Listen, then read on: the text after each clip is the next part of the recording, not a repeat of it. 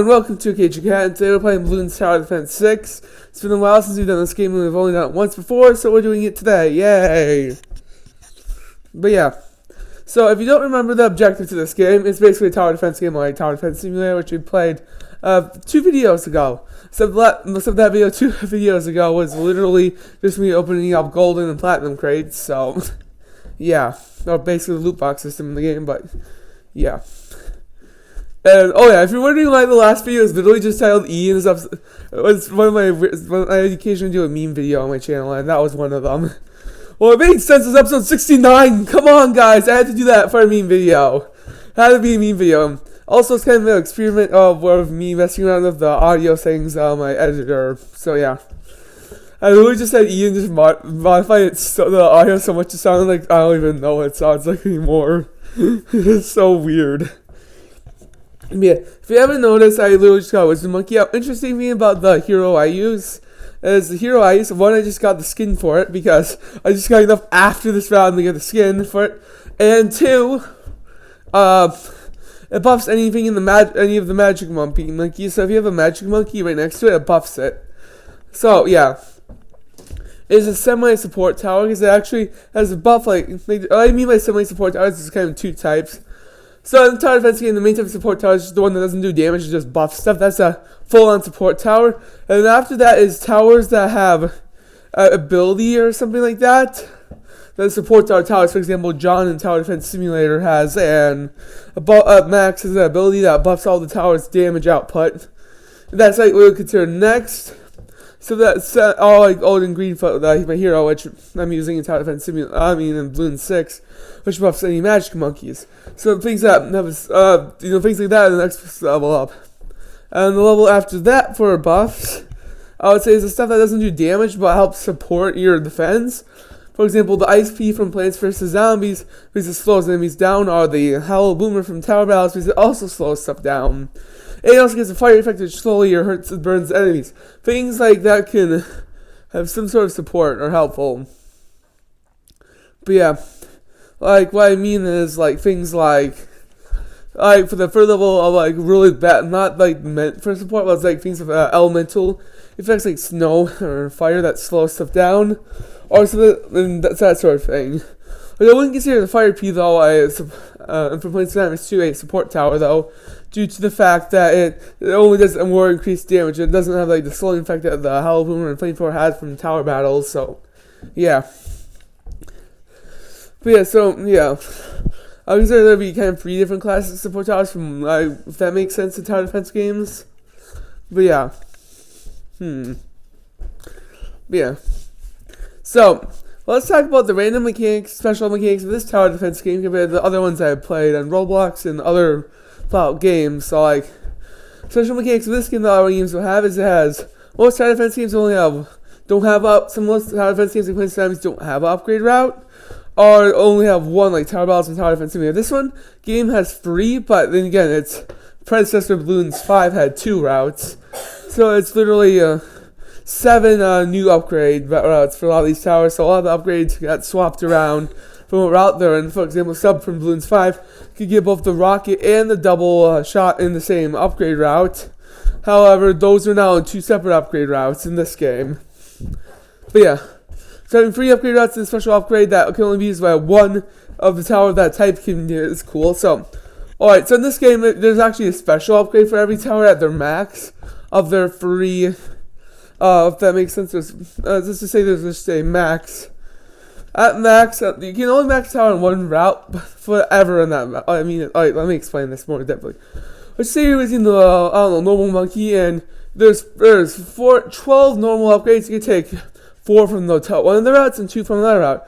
I would take 4, and if you haven't took the 5th upgrade in it, you can take that. But say you have 2 of them and you want to get the 5th upgrade in the second one, you can't get it from the exact same route because it's only 1 can have it from the max version of a route. So yeah, I never really get those upgrades unless I'm going really far in the game, but I've never really needed them. Because I never don't have any money for them usually. And I occasionally will use Monkey Farm, but like, come on, I don't use it that much. But yeah, then the second thing But see, another interesting thing besides the upgrades being really unique in this game is the fact that there is also instead of the upgrades being unique, there's also a special mechanic where you can actually delete stuff on the ground. For example, that rock that I just spent 1,000 cash to get removed. It's one of those examples. They're usually used in more advanced maps. So the easy maps don't have any you can remove. The normal map, the intermediate maps have one or two, and the higher the difficulty, the more and more objects you have to remove to place stuff. There's actually a map that has a hidden water source under a rock that you have to sell. It's really cool. So I thought there was no water on that map, and it's like, oh, I'm never gonna be able to use salt. And I sell the rock, like, oh, there's water. I can use submarine. And submarinium is really nice because it can actually hit. See, it's like the tweeter from Tower Battles because it can. Except the tweeter in Tower Battles can only at max and see the all the radiuses of other tweeters on the map at any level. In this game, submarine at level 2 on the top route can see the radius of every tower, so it's 100%. This is just better than tweeter in general. You can see the radius of any tower. But things except for sniper and mortar monkey because those two towers are basically like exclusive to have an infinite radius, and that's what their actual radius is really small. If that makes sense. So like what I mean is like the sniper and mortar monkey have an infinite radius around the map, but they only get to target as. But the thing about them though is that only looking at sniper monkey has a really small radius. That's the radius that the submarine can see from that monkey. But yeah, it's interesting, right? But another thing is that if you want submarine to see the entire map, just get a helicopter out on the pursuit upgrade. I mean, leave it on the pursuit targeting thing, and the helicopter can literally move around the map, and then literally any of your submarines can target where the pursuit helicopter is, meaning they can see the entire map because the pursuit helicopter goes off of after like the front some of the farthest down the track balloons. So yeah, I'm gonna use that for a strat later in the game. But yeah. Also, the Monkey Buccaneer, I thought it was garbage before. This thing is a nightmare to handle the deal. You just get the top route at level 3 is basically fully auto, and yeah, it's actually good. And then after at level 4 on the top route, it gets airplanes. And the middle route also has the flaming grapes. Like, actually, like the fruit thing that you eat that comes from vines. That is also used to make, alcohol. But yeah. That's that sort of fruit. Somehow the monkeys have decided to light those on fire and shoot them at the balloons. Like, it makes no sense to me, but it's just video game logic. But yeah. Yeah. But, so the Monkey Buccaneer is so overpowered. I think this thing needs a nerf or something. Like, well, if speaking of overpowered towers and tower defense games, there's the Z from Tower Battles, which is, do I even need to explain why it's overpowered? It's fully auto, and it gets rockets, it gets explosive damage towards its third level. There's a lot of overpowered stuff in Tower Battles, but then again, Tower Battles is also a really hard tower defense game due to the fact that, stuff just comes out really hard. Stuff comes out really early in the game. So, like, what I mean is, like, there's a boss of 180 HP at level round 8, and at that time, like, the waves before that, you're only dealing with 16 health enemies. Is the strongest before that. And even then, before those 16 health enemies, you only have 4 and 3 health enemies, and that's in the first 8 waves. So, you're dealing with really hard stuff at the first 8 waves. And, like, it's kind of like, and if you want, basically, Tower Defense Simulator is literally just, a clone of Tower Battles to start out as. But Tower Defense Simulator even leaves the boss thing at wave 10, which makes it much easier. But then again, wave 7 is annoying because of how basically the really high health enemies are. I can't even kill them all with Golden Crook, which is the golden skin I got. I also got Platinum Crook, but Platinum Crook's worse than Golden Crook, but still, from what I've heard. But yeah.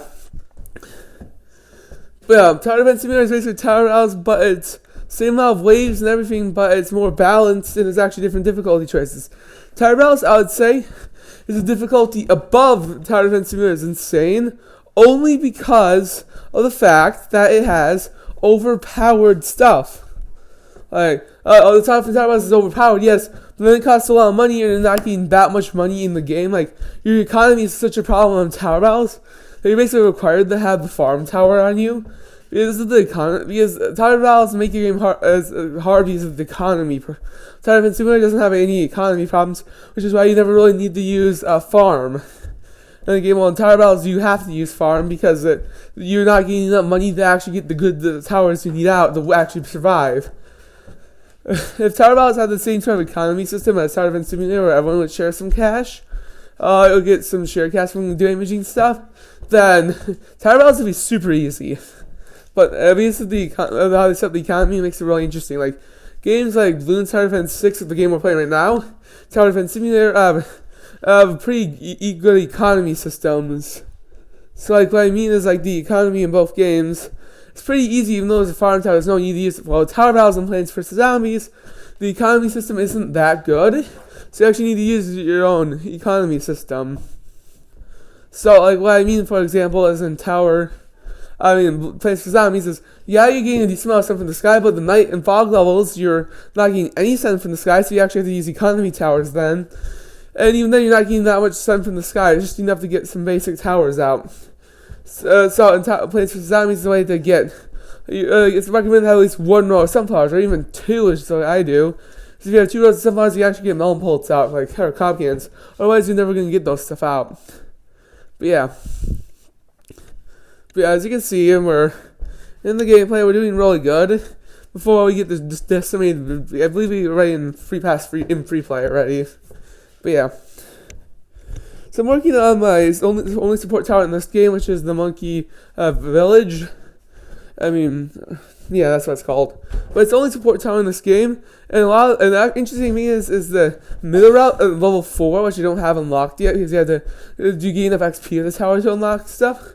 And then unlock more upgrade routes, but then you can infinitely use it after you unlock it. Is that in the middle route, there's actually a call to arms upgrade, which is interesting because in Tower Battles and Tower Defense Simulator, the Commander Tower in both those games has an upgrade as ability called Call to Arms, and it has that little energy symbol, which means that it's an ability.